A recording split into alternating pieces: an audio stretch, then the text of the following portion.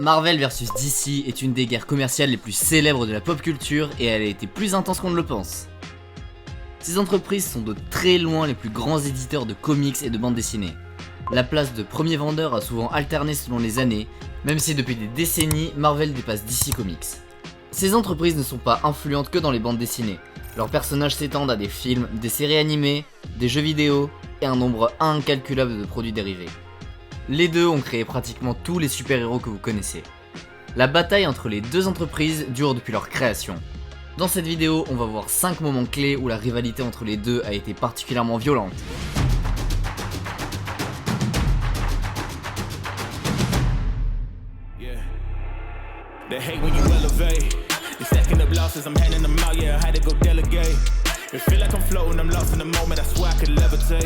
Le premier moment est simplement la création de Marvel. Et on peut dire que l'entreprise n'aurait jamais été lancée sans DC en fait. En 1934, Malcolm Wheeler Nicholson crée une société appelée National Allied Publications. Après plusieurs changements de nom, c'est finalement devenu DC Comics. Au départ, l'entreprise produisait un grand magazine de comics appelé New Fun. Il se démarquait des autres magazines parce qu'à l'époque, les magazines de comics présentaient des bandes dessinées qui avaient déjà été imprimées dans des journaux avant, alors que New Fun présentait du contenu original. En 1937, Wheeler Nicholson s'est alors associé à un éditeur appelé Harry Donenfeld et à son comptable Jack Leibowitz pour créer une nouvelle entreprise indépendante appelée Detective Comics qui produit une série de bandes dessinées du même nom. Wheeler Nicholson quitte l'entreprise et vend ses parts environ un an plus tard, ce qui tombait très mal car en juin 1938, c'est le moment où ils lancent leur série Action Comics qui a changé à jamais l'industrie de la bande dessinée. Au début des années 30, alors qu'ils étaient adolescents, l'écrivain Jerry Siegel et l'illustrateur Joe Shuster ont publié une BD en indépendant qui s'appelle Le règne du Superman. C'était l'histoire d'un sans-abri qui prend une drogue qui lui donne des pouvoirs de télépathie, mais il va les utiliser pour faire le mal avant de finalement redevenir normal, mais c'était quand même pas le Superman qu'on connaît aujourd'hui. Au cours des années qui vont suivre, le personnage aura beaucoup changé et il deviendra celui que tout le monde connaît. National Allied Publications ont payé Siegel et Shuster $130 pour les droits exclusifs et ils ont utilisé le personnage sur la couverture du désormais célèbre numéro 1 de la bande dessinée Action Comics. A partir de ce moment-là, les gens ont commencé à vraiment s'intéresser aux super-héros et en mai 1939, le 27e numéro de Action Comics présentait la première apparition de Batman. Et évidemment, à ce moment-là, DC Comics commençait à déjà être bien établi dans le milieu de la bande dessinée. Et tout ça s'est passé avant même que Marvel ne publie son premier comics. En fait, le succès que DC connaissait avec les comics a donné envie à beaucoup d'entreprises de se lancer et d'en produire. L'une de ces personnes était Martin Goodman, qui s'est associé à une société appelée Funnies Inc. Pour publier le numéro 1 de la bande dessinée Marvel, sorti en août 1939. Ce comic book a eu un tel succès que ça l'a motivé à créer une société entière spécialisée uniquement dans la création de bandes dessinées. C'est pour ça que certains fans de DC disent que Marvel n'est qu'une copie opportuniste de la première entreprise. Maintenant, le deuxième point de tension qu'on peut noter entre Marvel et DC était Captain Marvel. Dans les années 40, le super-héros le plus populaire c'était Captain Marvel. Et je ne parle pas du personnage de Brie Larson que vous voyez dans le MCU. Je parle de quelque chose de complètement différent, car Marvel n'était qu'une des nombreuses entreprises qui cherchaient à tirer parti du marché émergent du comics. Un autre exemple de société est Fawcett Publications qui ont créé Captain Marvel pour figurer dans leur nouvelle série Wiz Comics en 1940. Le personnage est devenu tellement populaire que les aventures de Captain Marvel sont sorties en film l'année suivante et que c'est officiellement le premier film de super-héros adapté d'un comics. Aujourd'hui, alors que les super-héros sont surtout connus pour des films et de moins en moins pour les comics, ça reste un événement important.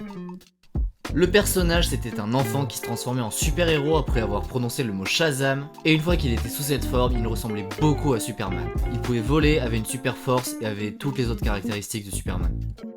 Et il ressemblait tellement à Superman que DC Comics a tenté une action en justice contre eux, tant qu'en 1953, Fawcett a arrêté de publier le comics et plus d'une décennie plus tard, vu que plus rien n'était publié, Marvel a eu officiellement le droit de s'appeler comme ça. Mais les choses se compliquent encore plus. Dans les années 70, lorsque Fawcett a autorisé DC à utiliser les droits de ce personnage, l'entreprise concurrente publiait alors un comics appelé Captain Marvel. Mais à cause de ce gros problème de nom, ils ont finalement décidé de l'appeler Shazam, et d'ailleurs en 2019, à moins d'un mois d'écart, les films Captain Marvel et Shazam sont sortis au cinéma.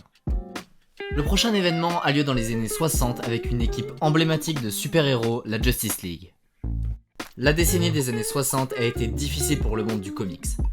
Après la Seconde Guerre mondiale, la vente de BD de super-héros a vraiment baissé, ça n'intéressait plus les lecteurs et Marvel et DC se sont alors spécialisés dans de nouveaux genres comme la science-fiction, les westerns ou l'horreur. Et certains comics d'horreur étaient tellement violents et gore que ça a conduit à une réaction massive contre les bandes dessinées, où de nombreux parents ne voulaient plus que les enfants les lisent, et même le Congrès américain s'est impliqué, ce qui a conduit à l'autorité du code de la bande dessinée qui vérifiait le contenu qui était publié. Dans les années 60, Marvel frôlait la faillite.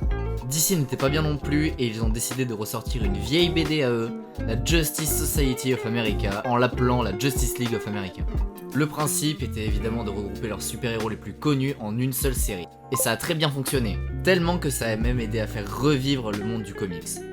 L'histoire raconte que Martin Goodman de Marvel, en voyant le succès de cette série, a demandé à Jack Kirby et Stan Lee de créer un même concept d'alliance de super-héros dans un comics. Le résultat était les 4 Fantastiques qui ont fait leur début l'année suivante. C'était le premier comics de super-héros où les héros n'étaient pas parfaits, ils se battaient entre eux et ne représentaient pas un idéal comme tout ce qu'on avait vu auparavant. C'est d'ailleurs à partir de ce moment-là que Stan Lee a commencé à créer tous les super-héros de Marvel connus aujourd'hui. Bien que les 4 Fantastiques ne reprenaient pas exactement le concept de la Justice League, les Avengers ont été créés 2 ans après la Justice League et sont même devenus plus célèbres que cette ancienne alliance de super-héros. À la fin de la décennie, Marvel avait clairement dépassé DC Comics. L'avant-dernière partie est ce qu'on appelle l'implosion de DC Comics. À partir de la fin des années 60, Marvel cherchait à tirer pleinement parti de leur popularité nouvelle et ils ont commencé à créer de nouvelles séries dans des plus gros livres à des prix plus élevés. Quelques années plus tard, DC prend les devants et commence à faire la même chose en créant un nouveau logo et en augmentant le rythme de production.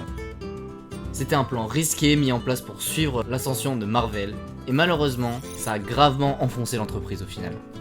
C'était surtout une histoire de mauvais timing plus qu'autre chose, puisque l'économie stagnait et l'inflation était hors de contrôle à ce moment-là. C'était évidemment donc pas le meilleur moment pour augmenter le prix de vos bandes dessinées, sans oublier que ça coûtait plus cher pour les imprimer, et en plus de cela les Américains étaient appauvris par la crise et n'achetaient donc plus de BD. Ils ont en fait décidé de mettre en place ce grand plan d'expansion dès que les ventes ont commencé à baisser. Et on l'appelle maintenant l'implosion parce que ça a encore plus aggravé la situation de l'entreprise, et ils ont aussi mis fin à de nombreuses séries après seulement quelques numéros. En fait, ils ont annulé tellement de séries qu'au final il y en avait moins à la fin de cette opération d'agrandissement de l'entreprise qu'avant. Leur plus grand succès jusque-là, Detective Comics, avait été finalement fusionné avec une autre série appelée Batman Family pour réduire les dépenses de l'entreprise. Ça a été encore une preuve de cette guerre entre les deux entreprises puisque dès que DC a essayé de copier Marvel, ça a abouti à un événement dramatique pour celle-ci. La dernière partie de la vidéo nous amène dans une époque plus récente et va parler des films, puisque c'est vraiment avec ça que les entreprises connaissent un succès mondial aujourd'hui. Tout d'abord, en 1967, DC a été racheté par la Kinney National Company, qui gérait des entreprises qui n'avaient rien à voir avec la culture. Mais à partir de ce moment-là, il rachète aussi Warner Bros. Et change le nom de l'agglomération pour s'appeler la Warner Communication Company. C'est donc comme ça que la Warner rachète DC. Et le fait que DC appartienne à un grand studio de cinéma depuis les années 60 est la principale raison pour laquelle les films DC avaient une telle longueur d'avance sur Marvel. Au début des années 90, il y avait déjà eu plusieurs films très connus mettant en avant à la fois Superman et Batman, comme le film Superman de Christopher Reeve en 1978 qui était le plus gros succès de la Warner à cette époque. 3 autres films Superman avec le même acteur sont sortis dans les années qui suivent. Il y a aussi le Batman de Michael Keaton en 1989, qui est aussi devenu le plus gros succès de tous les temps de la Warner, qui a été aussi suivi par plusieurs films dans les années 90. Au moment où il sortait tout ça, le seul vrai film au cinéma de Marvel était Howard the Duck. Mais bien sûr, ils ont commencé tous les deux à sortir des grands films dans les années 2000, notamment la série des X-Men et Spider-Man pour Marvel, et la trilogie Dark Knight pour DC. Mais les films Marvel étaient produits par la Fox ou Sony qui rachetaient les droits des personnages, et ils ont sans doute moins retiré de bénéfices que DC Comics qui était vraiment derrière les films. Mais tout a changé en 2009 lorsque Disney rachète Marvel et commence à créer le MCU dans la série de films la plus rentable de tous les temps. La plupart des films Avengers se classent dans le top 10 des plus grands films de tous les temps. On a d'ailleurs vu la situation inverse que dans les années 60, avec DC qui crée le DCU en essayant d'imiter le succès des Avengers. L'opinion globale a alors pensé que DC était en perte de vitesse et que ses films étaient de moins en moins pertinents, alors que Marvel était au top. Mais la situation a encore une fois changé, avec certains qui pensent que Marvel se perd dans les suites des Avengers et que DC repart à zéro avec de nouvelles sorties comme le Joker ou The Batman. Ils ont décidé d'abandonner le Cinematic Universe et de recréer des films uniques sans relier plusieurs séries. Et vous, quelle entreprise vous préférez, DC ou Marvel? Dites-nous tout en commentaire. Pensez à mettre un pouce bleu et à vous abonner, ça aide vraiment la chaîne. Et mettez en commentaire la vidéo que vous souhaiteriez pour la prochaine fois.